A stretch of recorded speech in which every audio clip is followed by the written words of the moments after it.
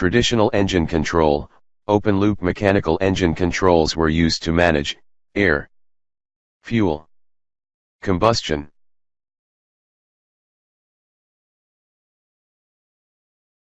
Electronic engine controls, fuel injectors and motor-driven air controllers replace carburetors.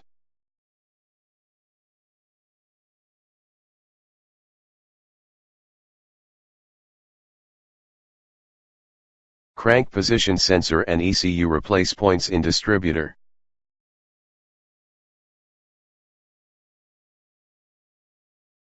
Multiple spark coils replace rotor and distributor cap. Engine Control Unit, ECU, manages all electronics devices. Oxygen sensor and ECU monitor exhaust for controlled emissions.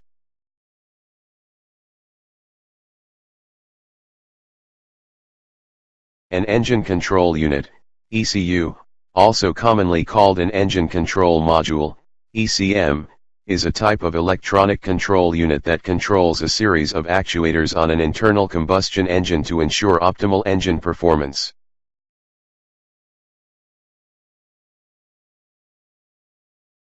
The ECU module includes microcontroller, analog driver circuits, air by fuel filter control, feedback control through various sensors. Electronic Control Unit, or ECU. The ECU is a microcomputer. It's constructed from printed circuitry and contains a large number of electrical components, including many semiconductor devices. Its input devices receive data as electrical signals. They come from sensors and components at various locations around the engine. Its processing unit compares incoming data with data stored in a memory unit. The memory unit contains basic data about how the engine is to operate, and an output device pulses the electrical circuit of the solenoid-type injection valves. It is normally located in a safe place behind a kick panel in the footwell, under the passenger seat or in the boot, and connected by a multi-plug or plugs to the vehicle's wiring harness. The core function of a basic ECU in an EFI system is to control the pulse width of the injector. More sophisticated models also control other functions, such as idle speed, ignition timing, and the fuel pump. These wider systems are called engine management systems. The more precise control they allow is very effective in reducing fuel consumption and exhaust emissions. The ECU adjusts quickly to changing conditions by using what are called programmed characteristic maps, stored in the memory unit. They are programmed into the ECU just as data is programmed into a computer. Characteristics means the engine's operating conditions, and they are called maps because they map all of the operating conditions for the engine. They're constructed first from dynamometer tests, then fine-tuned to optimize the operating conditions. This data is stored electronically. Ignition timing is crucial in this process. Between one spark and the next, the ECU uses data it receives on engine load and speed to determine when the next ignition point will occur. It can also correct the map value using extra information such as engine coolant temperature, intake air temperature, or throttle position. Putting all of this together, it arrives at the best ignition point for that operating condition.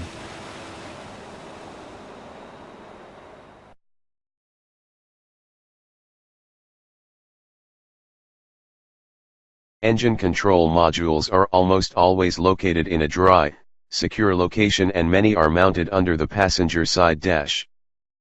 But there are only so many places in a vehicle that offer the moisture protection necessary.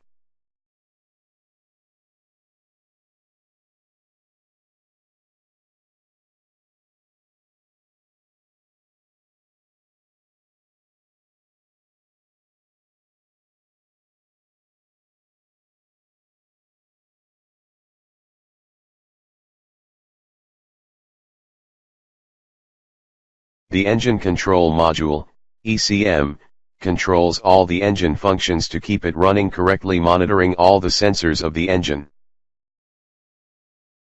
The Powertrain Control Module, PCM, controls the engine, like the ECU, and the transmission, like a TCM. By placing control of both the transmission and engine into one unit, the PCM can better coordinate their functions for better power delivery and fuel economy.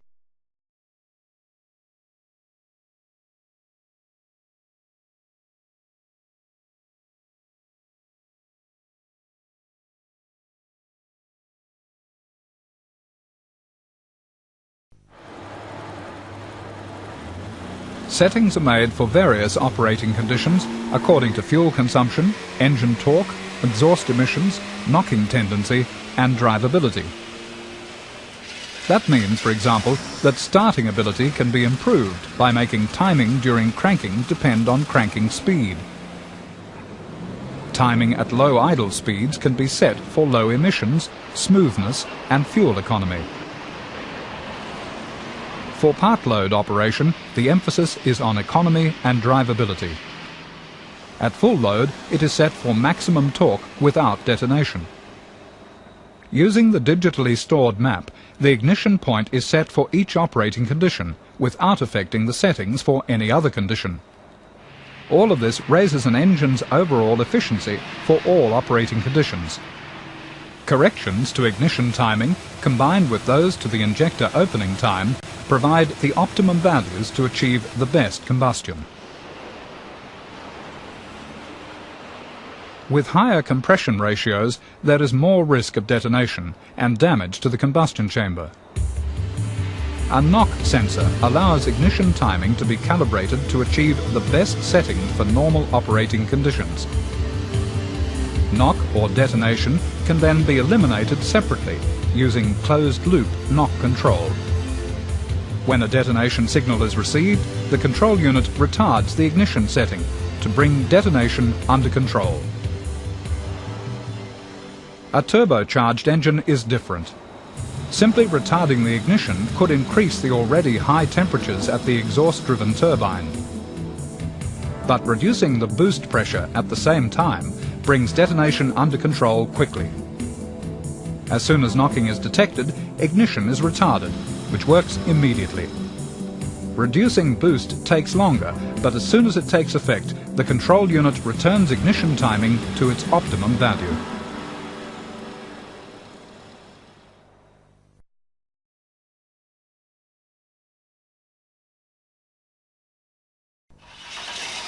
The control unit can also control other output functions, such as engine speed limiting.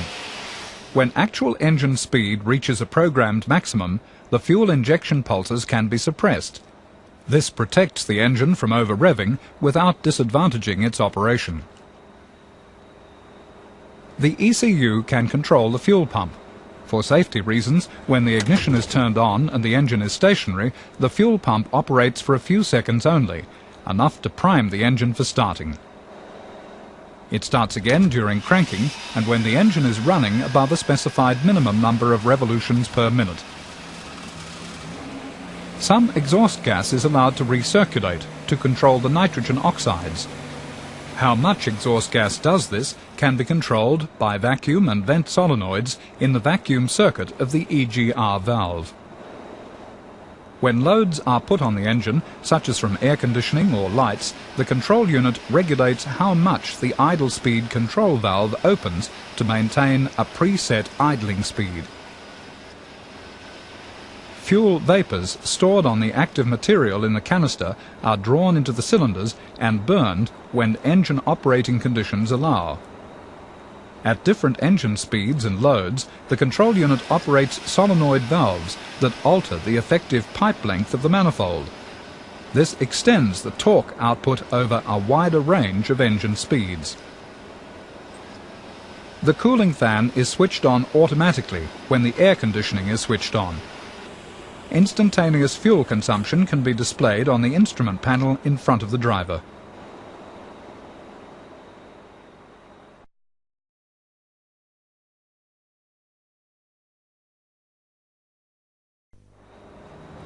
The check engine lamp is a warning light on the instrument panel.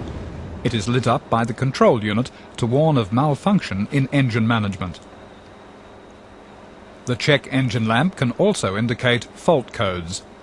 They can be a series of lamp blinks or voltage pulses from the control unit. They give a number for the kind of fault that is occurring.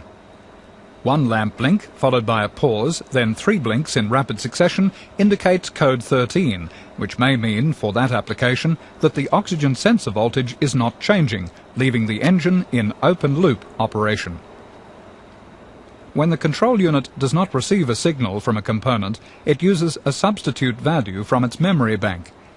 The engine may still operate near its normal level, and the driver may not realize a problem has occurred. In some cases, if the fault is in a major component, the control unit may go to a limp home mode, with a fixed injection duration and ignition setting. The vehicle remains drivable, but with reduced performance, allowing it to be driven to a convenient service point. With a data scanning tool, an engine management function can be viewed. All of these functions together are a snapshot of the state of all inputs and outputs at that instant. This data can then be analyzed. A control unit can use data from its memory to adjust engine settings over time. This is called adaptive learning. It only occurs with feedback or closed-loop operation. This vehicle is using medium throttle with light loading and mild acceleration. Its control unit will set fuel delivery for a specified pulse width. However, if fuel pressure is less than when the vehicle was new, feedback from the oxygen sensor can cause the lambda control to increase injection time. The control unit learns the new time and stores it in its memory for future use in that condition. If the battery is disconnected or memory is lost, the settings revert to the manufacturer's programmed specifications, and the vehicle then has to be driven in a range of conditions to let the control unit, in effect, relearn the engine's fuel settings.